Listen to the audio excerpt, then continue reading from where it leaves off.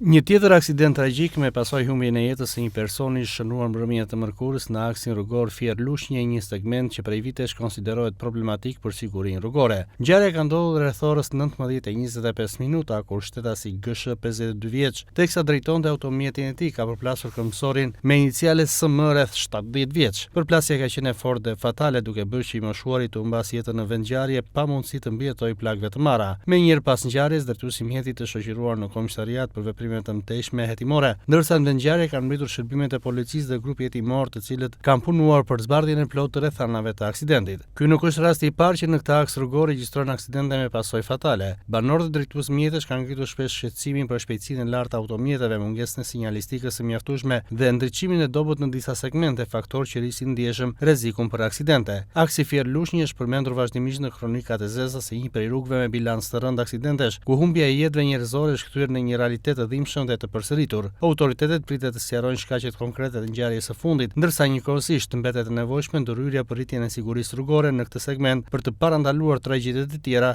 që po përsëriten me të njëjtën ashpërsi.